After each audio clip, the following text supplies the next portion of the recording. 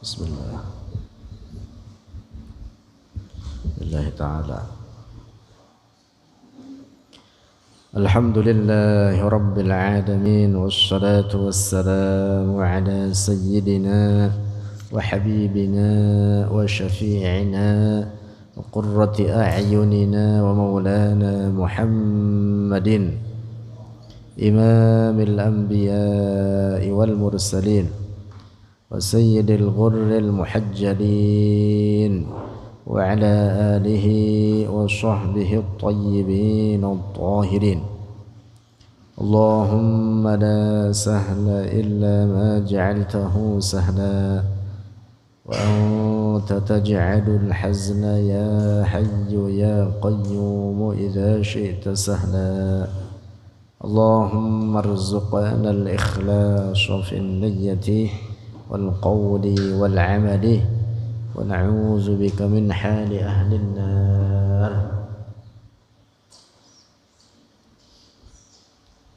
Al-Imam Al-Fayyumi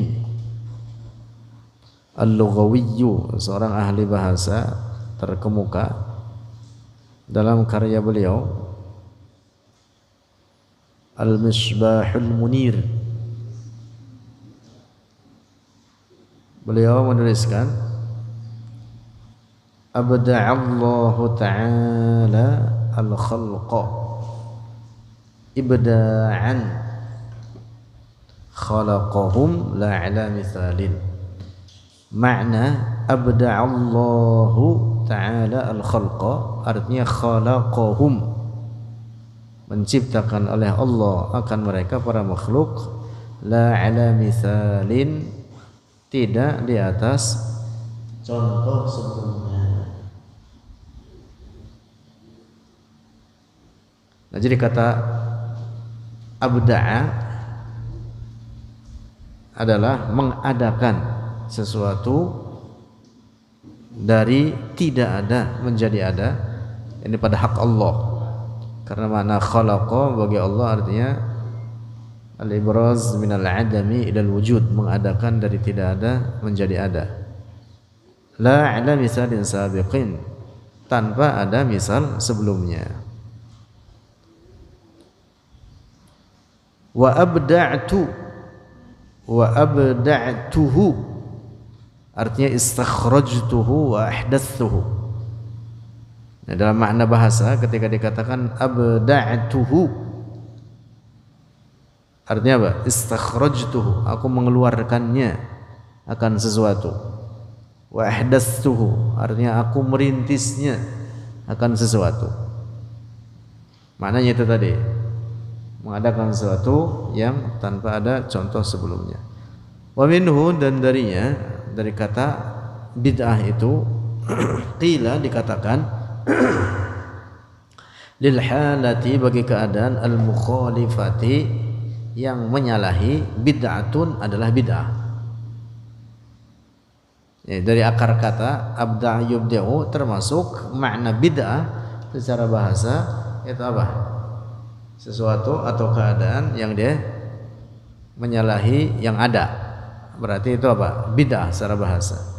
Wahia, dan dia kata bid'ah ismun minal ibtida'i, isim dari kata al-ibtida'. Karrif'ati, seperti kalimat ar-rif'ah, minal irtifa'i, dari kata al-irtifa'. Jadi pola katanya sama, kata bid'ah dengan rif'ah, wazannya namanya, pola katanya ya. Kata bid'ah sama dengan rif'ah, al-ibtida' al-irtifa'. Summa ghalaba isti'maluha, kemudian umum pemakaian kata bid'ah fima huwa naqsun fid dini, dalam sesuatu yang dia itu adalah pengurangan dalam urusan agama, au ziyadatun, atau tambahan dalam urusan agama, mengurangi yang sudah ada atau menambahi yang sudah ada. Secara bahasa itu apa? Bid'ah. Lakin, akan tetapi, nah ini catatan penting ini dari Al-Fayyumi, lakin akan tetapi qad yakunu ba'daha ghairu makruhin, kadang ada sebagian bid'ah tiada makruh, fayusamma maka dinamakan bid'atan mubahatan, adalah bid'ah yang mubah, bid'ah yang mubah. Wa huwa, dan dia bid'ah yang mubah atau yang tiada makruh, ma syahida, sesuatu yang telah bersaksi, li jinsihi, bagi jenisnya, itu sesuatu aslun, oleh dasar atau oleh pokok, fi syar'i, di dalam syariat. Artinya kalau ini memiliki dasar pokok di dalam syariat yang menetapkan dasar pokoknya bahwa itu perkara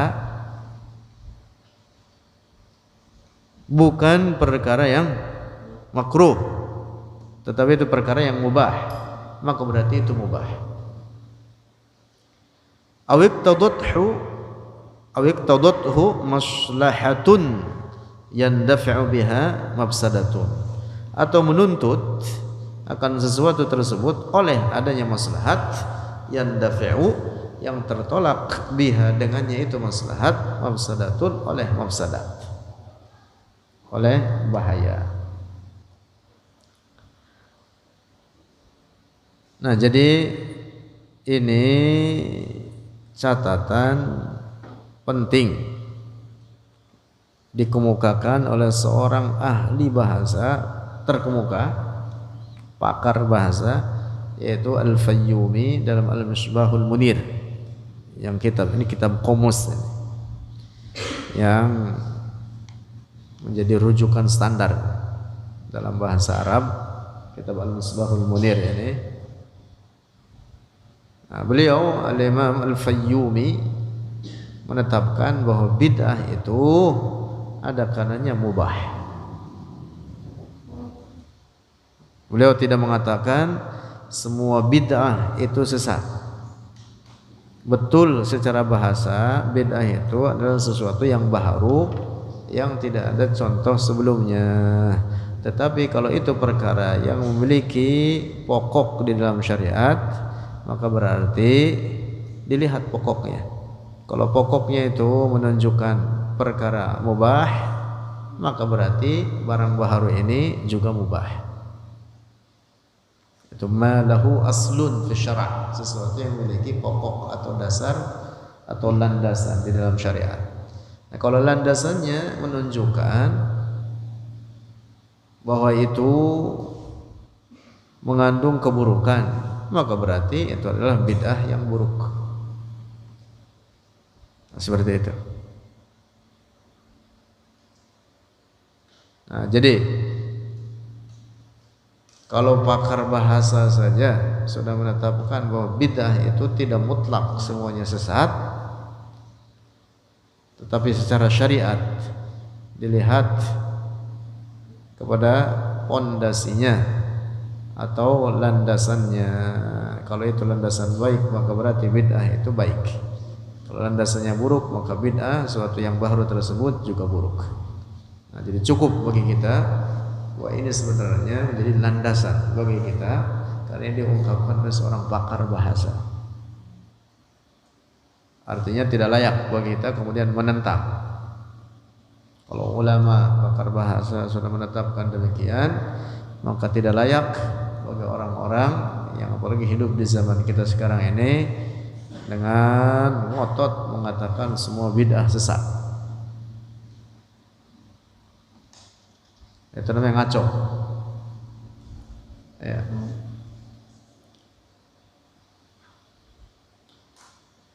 Lanjut.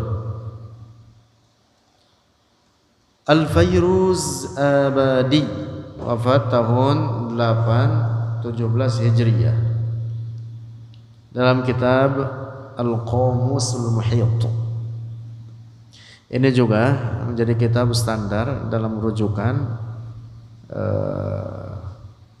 bahasa Arab, karena ini kamus besar, Al-Qamusul Muhit, ada di belakangnya. Al-Qamusul Muhit, yang kemudian kitab ini disyarah.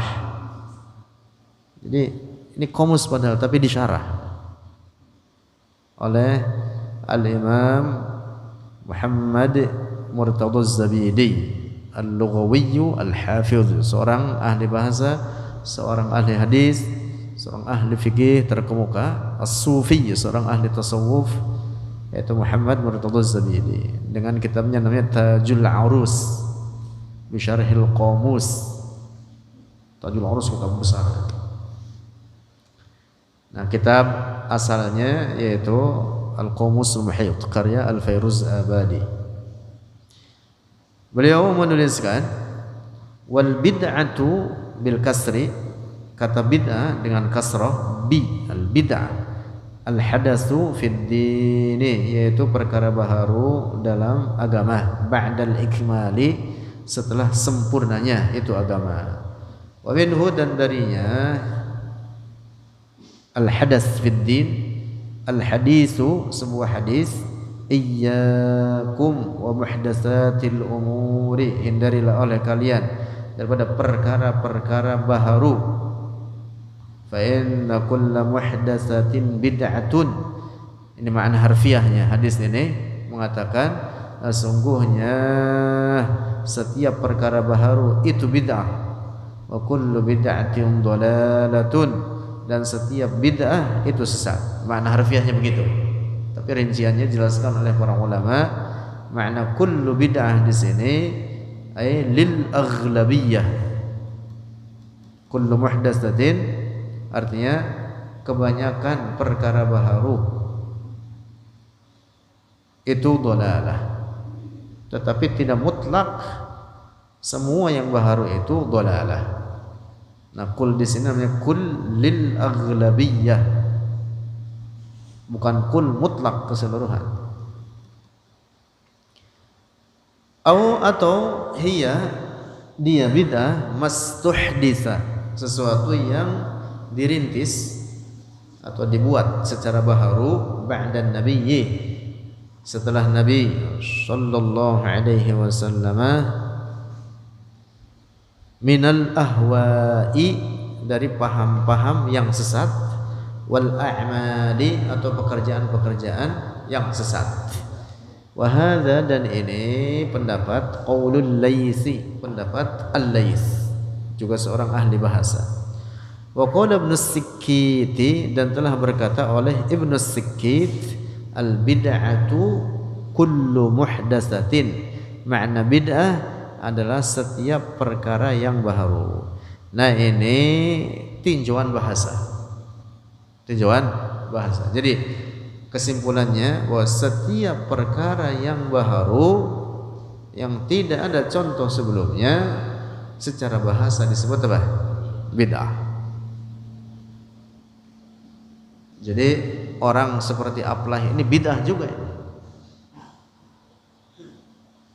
Kira-kira ada nggak orang kayak dia seperti dulu?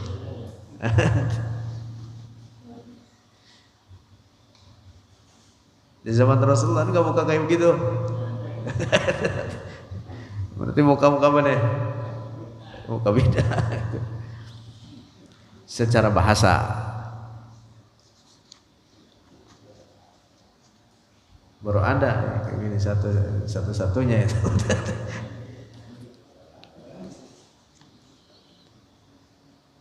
Nah, demikian secara bahasa. Ngaji misalkan habis maghrib, kita yang mula-mula membuat praktek pengajian semacam ini di masa-masa yang dimana orang pada libur ngaji. Secara bahasa berarti apa? Bid'ah. Lanjut.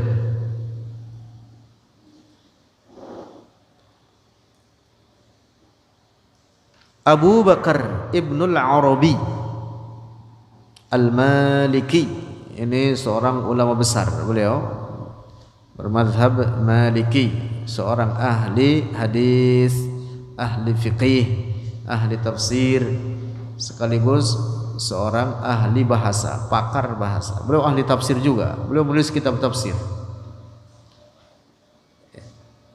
Al-Imam Ibnul Arabi. Nah, untuk membedakan dengan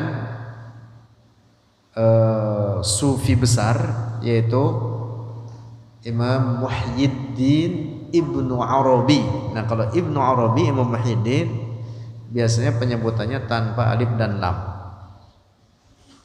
Al-Imam Syekhul Akbar Muhyiddin Ibnu Arabi, sufi besar terkemuka yang menulis kitab, banyak karya beliau. Salah satu yang paling masyhur adalah Al-Futuhat Al-Makkiyah. Adapun yang ahli bahasa yang kita kutip di sini yaitu Ibnul Arabi Al-Maliki.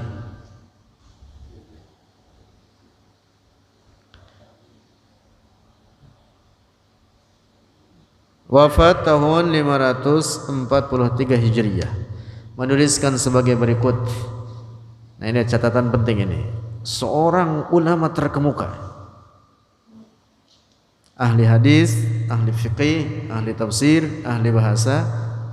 Beliau mengatakan, laisatil bid'atu wal muhdatsu mazmumaini lilafzi bid'atin wa muhdatsin wala ma'nayayhima.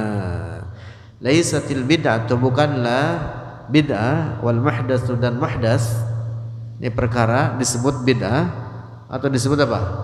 Muhdas. Mazmumaini, bahwa keduanya tercela, lilafzi bid'atin wa muhdatsin, karena hanya sebatas lafaz bid'ah dan muhdasnya itu sendiri.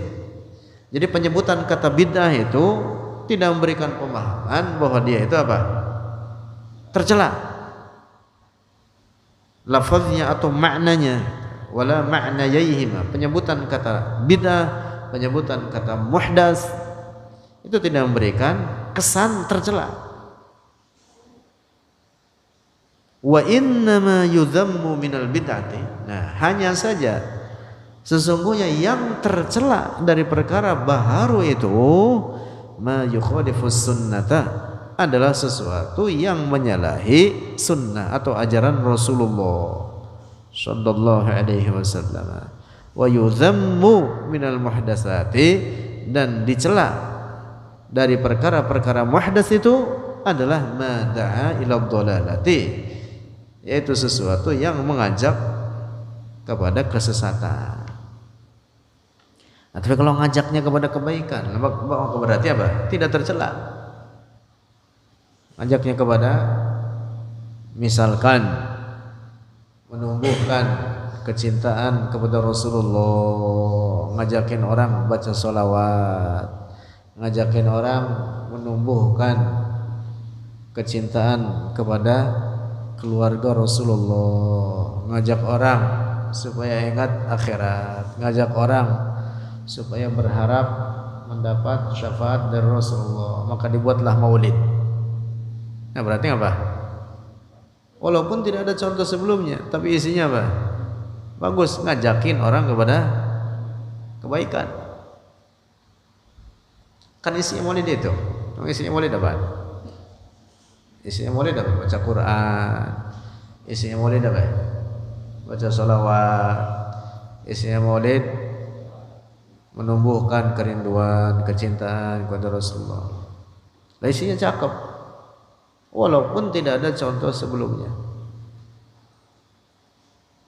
tidak menyalahi syariat. Nah, makanya Imam Ibnul Arabi mengatakan bid'ah yang buruk itu adalah ma yukhalifu sunnah.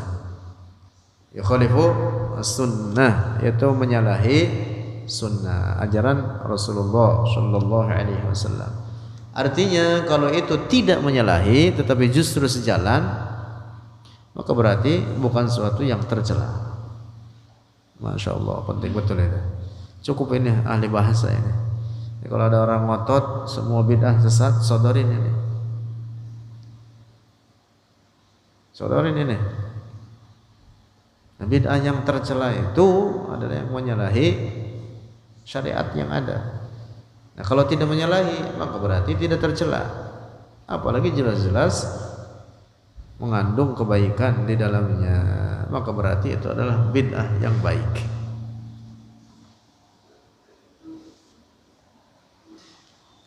Lanjut. Al-Imam Yahya Ibn Sharaf An-Nawawi wafat tahun 676 Hijriyah. Al-Imam Al-Hafiz Al-Lughawi Al-Mufassir, seorang ahli fikih, ahli tafsir, ahli hadis. Imam An-Nawawi ini multi apa ya? Multi keilmuan, semuanya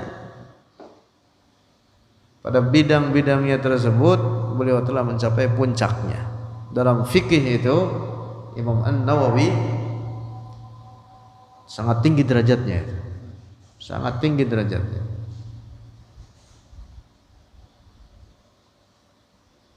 Imam An-Nawawi,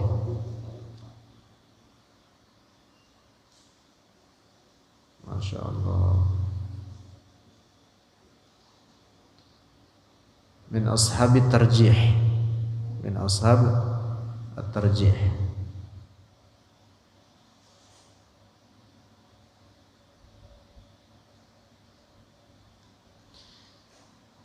Dalam karya beliau berjudul Tahdzib al-Asma wal Lughat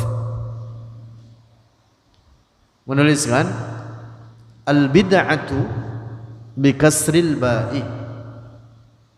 Kata bid'ah dengan kasrah ba fi syar'i, di dalam syara, dia ihdatsu ma lam yakun, adalah merintis sesuatu yang belum ada fi ahdi Rasulillah, di masa Rasulullah sallallahu alaihi wasallam. Wahia, dan dia bid'ah, munqasimatun, terbagi ila hasanatin wa qabihatin, kepada bid'ah yang hasanah dan bid'ah yang qabihah, yang buruk. Qala al-Imam Syaikh, telah berkata oleh seorang imam, seorang syekh, al-mujma'u ala imamatihi, yang telah disepakati atas keimamannya, wa jalalatihi, dan keagungannya, wa tamakkunihi, dan kedalamannya, mumpuni itu, keahliannya, fi anwa'il ulumi, dalam berbagai ilmu, wa bara'atihi, dan keahliannya beliau, yaitu Abu Muhammadin Abdul Aziz ibnu Abdissalam rahimahullah wa radhiya anhu, fi akhir kitabil qawaid, di akhir kitab al-qawaid. Ini mula-mula kita lihat di sini yang memujinya Imam An-Nawawi. Imam An-Nawawi mengatakan qala syaikhu al-imam al-mujma' ala imamatihi. Masya Allah. Yang memujinya orang terkemuka, Imam An-Nawawi, Yahya bin Sharaf An-Nawawi, hafiz hadis, mufassir, lughawi, faqih. Lantas ini beliau memuji seorang ulama terkemuka, qala syaikhu al-imamu al-mujma'u ala imamatihi, dan seterusnya. Coba itu betapa tingginya derajat keilmuan al-Imam Al-Izz ibn Abdissalam. Itu yang dimaksud oleh beliau, Abdul Aziz, atau kadang disebut